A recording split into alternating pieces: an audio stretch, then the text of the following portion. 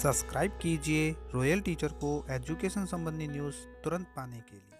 नए grading scale ने बढ़ाई शिक्षकों की चिंता। खराब परीक्षा परिणाम पर होगा नोटिस जारी। आवेदन प्रक्रिया से पहले ही शिक्षा विभाग में हुए तबादले। 1.5 लाख शिक्षकों को देंगे बुनियादी साक्षरता और संख्या ज्ञान प्रशिक्षण। जी हाँ साथियों, इस वक्त की बड़ी खबर की बात करें तो जैसा कि आप सभी जानते हैं कि कक्षा 5 और कक्षा 8 का बोर्ड परीक्षा परिणाम जारी हो चुका है। कक्षा 8 का बोर्ड परीक्षा परिणाम जारी होते ही शिक्षकों को चिंताएं बढ़ने लगी है। ग्रेडिंग स्केल चेंज हो गई है। ग्रेडिंग स्केल चेंज होते ही उनके लिए शिक्षकों को नोटिस जारी हो सकता है। अगली बात करें तो शिक्षा विभाग में हुए तबादले। बिना आवेदन लिए ही शिक्षकों के तबादले कर दिए गए हैं। इसी के साथ साथ इस वीडियो में हम बात करेंगे दोस्तों प्रशिक्षण से संबंधित। 1.5 लाख शिक्षकों को एफएलएन संबंधित प्रशिक्षण दिया जाएगा। बात करें अपनी सबसे पहली खबर की तो आवेदन प्रक्रिया से पहले ही शिक्षा विभाग में तबादलों की पाबंदी हटाए जाने के बाद शिक्षा विभाग ने 3 शिक्षा अधिकारियों और 3 द्वितीय श्रेणी शिक्षकों के तबादले किए हैं। एक प्राचार्य को एपीओ किया है। खास बात यह है कि ये तबादले आवेदन प्रक्रिया से पहले कर दिए गए हैं। इन तबादलों को राज्यसभा चुनाव से भी जोड़ा जा रहा है। गौरतलब है कि बाड़ाबंदी के दौरान कुछ विधायकों ने काम नहीं होने पर शिक्षा मंत्री बीडी कल्ला के समक्ष नाराजगी जाहिर की थी। बात करें अपनी अगली खबर की तो 1.5 लाख शिक्षकों को देंगे बुनियादी साक्षरता और संख्या ज्ञान प्रशिक्षण। विद्यार्थियों को बाल्यकाल में ही सिखाएंगे भावी चुनौतियों का सामना करना। बुनियादी शिक्षण विद्यार्थियों के भावी जीवन सीखने का आधार होता है। यदि विद्यार्थी शुरुआती कक्षाओं में समझ के साथ बुनियादी पठन और गणितीय कौशलों को हासिल नहीं कर पाते तो उन्हें आगे की कक्षाओं में सीखने में निरंतर चुनौतियों का सामना करना पड़ता है। यह मानना है राजस्थान स्कूल शिक्षा परिषद का। प्रारंभिक शिक्षा के महत्व को स्वीकार करते हुए नवीन राष्ट्रीय शिक्षा नीति 2020 की अनुशंसा के अनुसार सर्वोच्च प्राथमिक कक्षाओं में वर्ष 2 से 2026-27 तक सार्वभौमिक बुनियादी साक्षरता और संख्या ज्ञान प्राप्त करना होना चाहिए। इसके मद्देनजर बुनियादी साक्षरता संख्या ज्ञान के क्रियान्वयन के लिए देश में निपुण भारत मिशन की शुरुआत की गई। इसके पीछे मकसद वर्ष 2026-27 तक कक्षा 3 तक के विद्यार्थियों में बुनियादी साक्षरता और संख्या ज्ञान की दक्षताओं का विकास कर विस्तृत पाठक व लेखन बनने और समस्या समाधान के समक्ष बनाना है।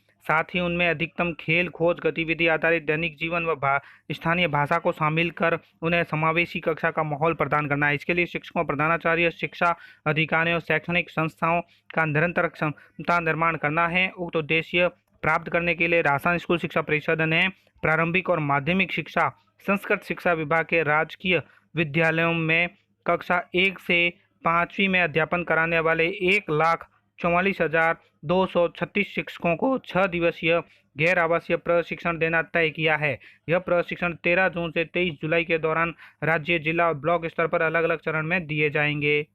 बात करें अपनी अगली और बड़ी खबर की तो नए ग्रेडिंग स्केल ने बढ़ाई शिक्षकों की चिंता। 8वीं बोर्ड में लागू ग्रेडिंग स्केल में किया संशोधन। परिणाम खराब रहने पर जारी होंगे नोटिस।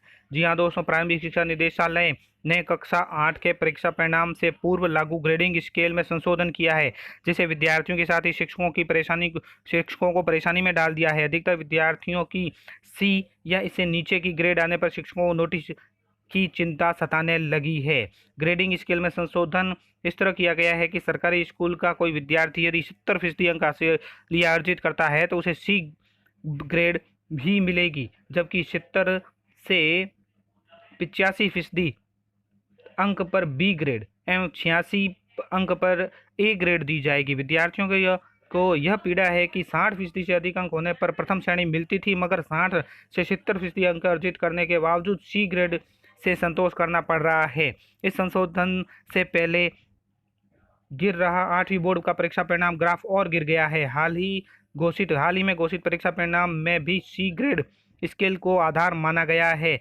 यानी इसी को ग्रेड को आधार माना गया है, जिसका परिणाम यह निकला कि जिन स्कूलों में अधिकांश बच्चे सी, डी या ई श्रेणी में रहे उन स्कूलों को नोटिस जारी किए जा रहे हैं। साथ ही मासिक रैंकिंग में भी उसका स्थान गिरता चला जा रहा है। उधर प्रारंभिक शिक्षा निदेशालय की तरफ से इन संशोधनों को लेकर शिक्षकों में असंतोष व्याप्त है।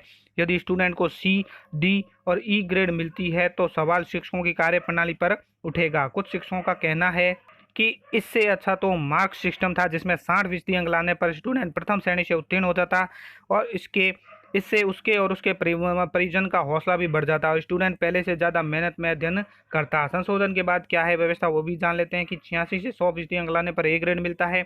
71 से 85 लाने पर बी ग्रेड और 51 से 71 लाने पर सी ग्रेड, 33 से 51 तक डी ग्रेड और 0 से 32 लाने पर ई ग्रेड मिलता है।